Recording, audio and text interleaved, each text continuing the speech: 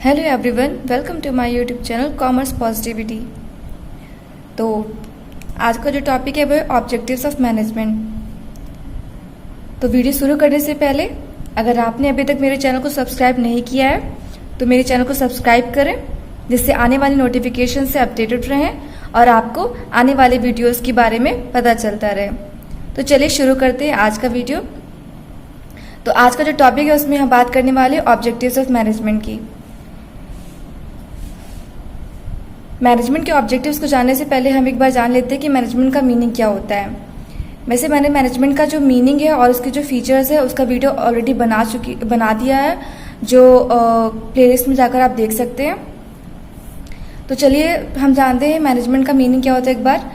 तो मैनेजमेंट का जो सिंपल मीनिंग है वो ये है कि कोई भी काम को इतनी एफिशिएंट वे में करना, इस तरीके से प्लानिंग बनाकर सिस्टमैटिक वे में करना कि हमारा जो भी ऑब्जेक्टिव है उस काम को करने का और हमारा जो गोल है वो इजीली अचीव हो जाए। अगर हम किसी बिजनेस में हैं और अपने एम्प्लॉय से काम करवाते हैं तो इतनी अच्छी हमारी जो डायरेक्टिंग जो तरीका है जो हमारा काम करवाने का वो इतना एफिशिएंट हो, इतना अच्छे से हम उन्हें लीड करें कि वो उस काम को अच्छे से करें और हमारा जो उनसे काम कराने का जो मोटिव है वो हमारा फुलफिल हो जाए।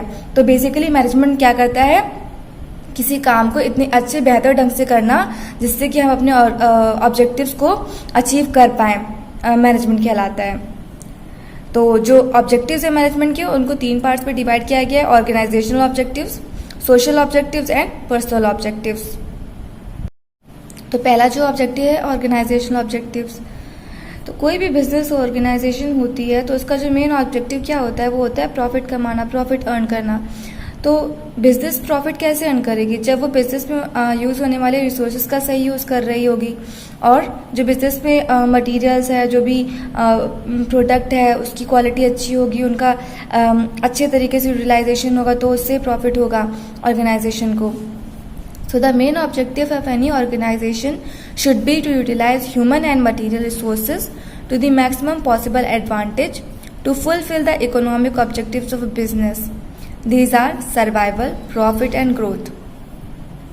तो बिजनेस का मेन जो ऑब्जेक्टिव होता है वो ये होना चाहिए कि बिजनेस में जो भी ह्यूमन या फिर एम्प्लॉयज और जो मटेरियल का यूज़ हो रहा है, जो भी रिसोर्सेज का यूज़ हो रहा है, उसको इतनी अच्छे तरीके से यूज़ करना, एफिशिएंट वे में यूज़ करना, जिससे कि जो ऑर्गेनाइजेशन है उसको ज़्यादा से ज़्यादा एडवांटेज हो, उसके जो इकोनॉमिक ऑब्जेक्टिव्स हैं वो फुलफिल हो पाए। ठीक है, तो इसके लिए क्या किया गया है, बिजनेस के ऑब्जेक्टिव्स को, ऑर्गेनाइजेशनल ऑब्जेक्टिव्स को 3 पार्ट्स में डिवाइड करके समझाया गया है: survival, growth and profit. Survival of an organisation is dependent upon the successful accomplishment of the economic goals set forth. The revenues that the organization earns should be enough to cover the cost and help save enough. देखिए, कोई भी business है वो market में तभी survive कर पाएगा जब वो जो मार्केट की डिमांड्स है, जो मार्केट की सिचुएशन चल रही है उसके हिसाब से खुद को ढाल पाए। जैसे कि मार्केट में कोई बिजनेस है और उसका जो बिजनेस बनाने का, जो बिजनेस में जो प्रोडक्ट बनाया जा रहा है, जो भी प्रोडक्शन हो रहा है, उसका जो प्राइस है वो कितना प्राइस कंज्यूमर से उसका ले रहा है, तो वो काफ़ी हद तक डिपेंड करता है उसके प्रोडक्ट की वैल्यू बढ़ाने में।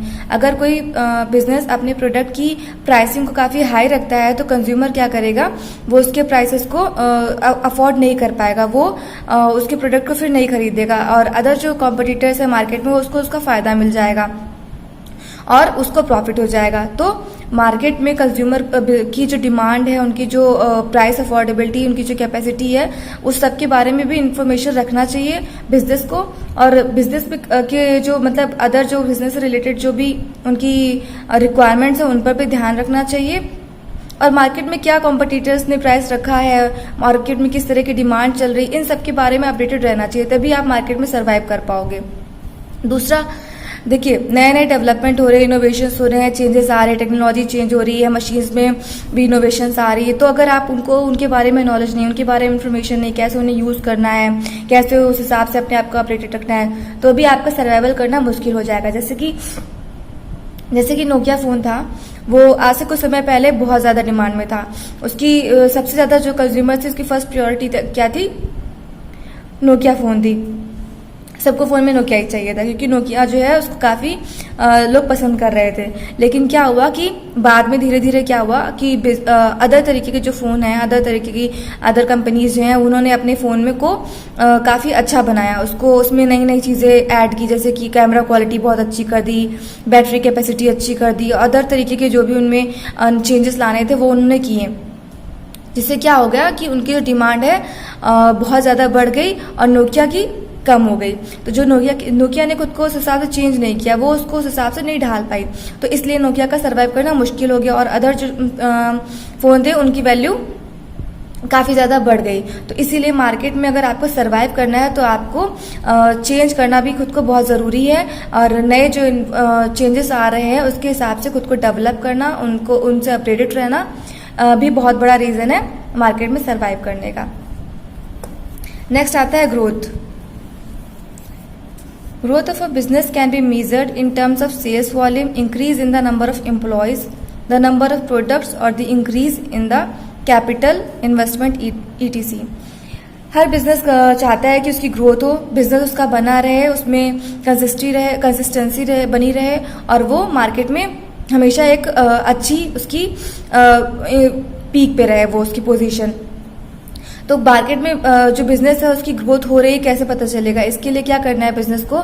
उसको ये देखना है कि जो भी उसका जो प्रोडक्ट है उसकी सेल्स वॉल्यूम कितनी इंक्रीज हो रही है, उसमें जो एम्प्लॉयज़ हैं उनका प्रोडक्टिविटी लेवल कैसा है, और मार्केट में जो उनके प्रोडक्ट की डिमांड है वो कितनी बढ़ रही है, और मार्केट में वो जो अपने बिजनेस में कैपिटल इन्वेस्टमेंट कर रहे हैं वो उस पर कितनी बढ़ोतरी हो रही है, उससे उन्हें कितना प्रॉफिट हो रहा है। तो इन सब से ही एक अंदाज़ा लग जाता है ये मार्केट में जो उनकी बिजनेस की कितनी ग्रोथ हो रही है।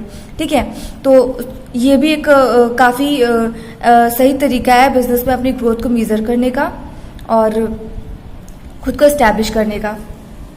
नेक्स्ट है profit. Profit provides the vital incentives for the continued successful operation of the enterprise. Profit is essential for covering cost and risk of the business. जो बिजनेस होता है उसका मेन ऑब्जेक्टिव होता है प्रॉफिट अर्न करना। और profit वो क्यों कमाता है?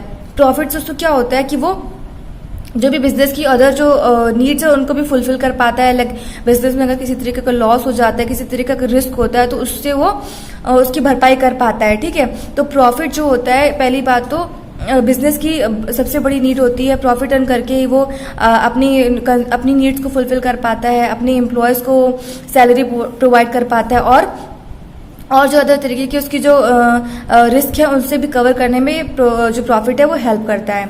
तो ये तीन जो है वो ऑर्गेनाइजेशनल ऑब्जेक्टिव से मेन पार्ट है। अब हम बात करते हैं सोशल ऑब्जेक्टिव्स की। देखिए, बिजनेस जो है वो सोसाइटी का एक पार्ट है। सोसाइटी से ही उसको हर चीज़ मिलती है, जैसे कि जो एम्प्लॉयज़ है वो सोसाइटी से ही आते हैं, जो कंज्यूमर्स है वो सोसाइटी से आते हैं, और जो उन्हें रिसोर्सेज मिलती हैं वो भी उन्हें सोसाइटी से ही मिलती हैं। तो बिजनेस का ये ऑब्जेक्टिव बनता है कि जो सोसाइटी की नीड्स है उनको फुलफिल किया जाए, उनके बेनिफिट के बारे में भी सोचा जाए। It involves the creation of benefit for society.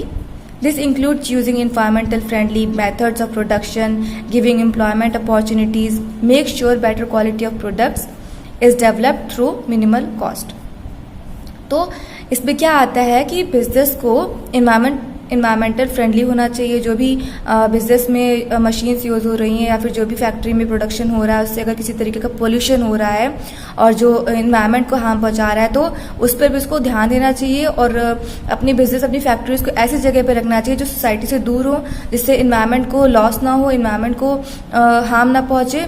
तो वो एक इन्वायरमेंट फ्रेंडली होना चाहिए, और साथ ही साथ उसका जो प्रोडक्शन है वो करने का तरीका भी इन्वायरमेंट फ्रेंडली होना चाहिए। उसके बाद गिविंग एम्प्लॉयमेंट अपॉर्चुनिटीज़।